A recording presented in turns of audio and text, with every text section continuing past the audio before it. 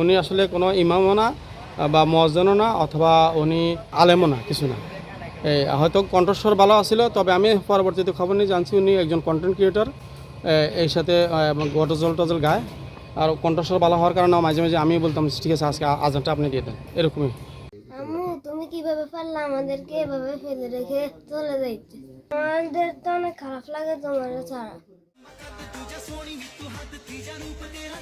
নোয়াখালী চাটখিল উপজেলার ৩ সন্তানকে ফেলে রেখে নগদ টাকা, বিপুল পরিমাণ স্বর্ণালংকার এবং মালামাল নিয়ে এক কানাডা প্রবাসীর স্ত্রী নিশাদ আক্তার চাটখিলেরই একটি মসজিদের মুয়াজ্জিন রিয়াজ হোসেনের সাথে পরকীয়া প্রেমের টানে ঘর ছেড়েছেন বলে অভিযোগ উঠেছে। তবে অনেকে বলছেন অভিযুক্ত মুয়াজ্জিন ডিগ্রিধারী কিংবা প্রশিক্ষণপ্রাপ্ত কোনো মুয়াজ্জিন নয় এবং স্বীকৃত আলেম ওলামাও নন। তিনি আসলে একজন কন্টেন্ট ক্রিয়েটর। কণ্ঠ ভালো হওয়ায় ইসলামী সঙ্গীত গেয়ে তিনি কন্টেন্ট তৈরি করতেন, তাই কণ্ঠ ভালো হওয়ার সুবাদে তাকে মাঝে মাঝে আজান দেওয়ার জন্য বলা হতো। তবে সোশ্যাল মিডিয়ায় ঢালাওভাবে যেভাবে মুয়াজ্জিন ইমাম এবং আলেম ওলামা ট্যাগ দিয়ে বিভিন্ন রং ছড়ানো হচ্ছে সেটা ঠিক নয়, কারণ অভিযুক্ত ব্যক্তি স্বীকৃত কোনো মুয়াজ্জিন কিংবা আলেম ওলামা নন, একজন কন্টেন্ট ক্রিয়েটর, এমনটাই বলছেন সকলে। উনি গভর্নমেন্ট গার্লস স্কুলের প্রধান শিক্ষক। আচ্ছা আচ্ছা, আর আমি এখানে লোকাল পার্সন। তো এখানে যে পুকুরঘাট আছে না, পুকুরঘাটে এখানে মুসল্লিরা অনেকে গোসল করতে আসে। গোসল করতে আসলে এখানে ওই যে আমরা নিজেরাই কয়েকজন একসাথে একজনকে ইমামের দায়িত্ব দিয়ে একজন নামাজ পড়ায়।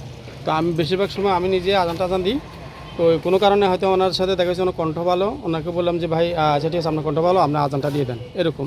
উনি আসলে কোনো ইমামও না বা মুয়াজ্জিনও না, অথবা উনি ওই যে কী বলে আলেমও না, কিছু না। হয়তো কণ্ঠস্বর ভালো আছিল, তবে আমি পরবর্তীতে খবর নিয়ে জানছি উনি একজন কন্টেন্ট ক্রিয়েটর, এর সাথে গজল টজল গায়। আর কণ্ঠস্বর ভালো হওয়ার কারণে মাঝে মাঝে আমি বলতাম ঠিক আছে আজকে আজানটা আপনি দিয়ে দেন, এরকমই।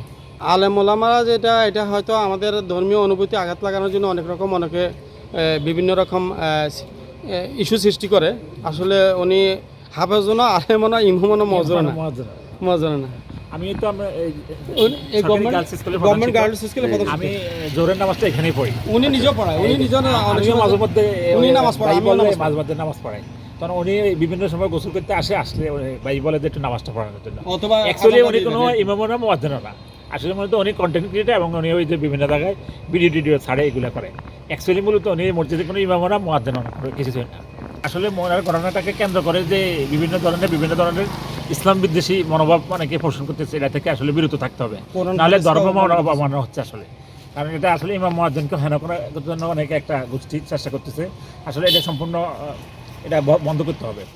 আসলে এটা উনি ব্যক্তিগতভাবে দায়ী থাকতে পারে, কিন্তু এটার জন্য ইমাম এবং মুয়াজ্জিন এরা তো এটার জন্য দায়ী থাকতে পারে না। উনি ব্যক্তিগতভাবে মনের কাজের জন্য উনি দায়ী থাকতে পারে। আমি এখানে নামাজ ঘর করছি, এটা মসজিদও না, পাঞ্জাগানা মসজিদও না, জুমা মসজিদও না, জাস্ট নামাজ গাছ। ওই দেখেন গোসল করতে আসে, এরা গোসল করতে আসলে এরা নামাজ কয়েকজনে মিলে একসাথে একজন ইমাম হয়ে নামাজ পড়ে। ও এরকমই ছিল। এরকম ও এখানে গোসল করতে আসতো, গোসল করতে আসে সে এখানে ইয়ে করতো, আমাদের সাথে হয়তো দেখা হইলো, আচ্ছা ঠিক আছে আপনার গলার স্বরটা ভালো, আপনার একটা আজানটা দিয়ে দেন, এরকম। উল্লেখ্য ৩ সন্তানের জননী নিশাদ আক্তার তার মা নাজমা আক্তারের বিপুল পরিমাণ স্বর্ণালংকার এবং অন্যান্য জিনিসপত্র নিয়ে রিয়াজ হোসেনের সাথে পালিয়ে গেছে, এমনটাই অভিযোগ করেছেন মা নাজমা আক্তার। আমার এই 5টা চেইন নিছে, 6টা আংটি নিছে, 14টা কানের জিনিস নিছে, 2টা ব্রেসলেট নিছে, আমার খাতা কম্বলগুলো নিয়ে গেছে, আমার বালিশগুলো নিছে, মানে এভরিথিং আমার সব কিছু নিয়ে গেছে। হলুদ, মরিচ, তেল, আমার দারচিনি এলাচিগুলো ছিল এগুলো নিয়ে গেছে। অভিযুক্ত রিয়াজ হোসেনের এমন কর্মকাণ্ডের দায়ভার প্রকৃত আলেম ওলামা এবং ইমাম মুয়াজ্জিনের উপর বর্তায় না, এমনটাই বলছেন ইসলাম প্রিয় সর্বস্তরের মানুষ।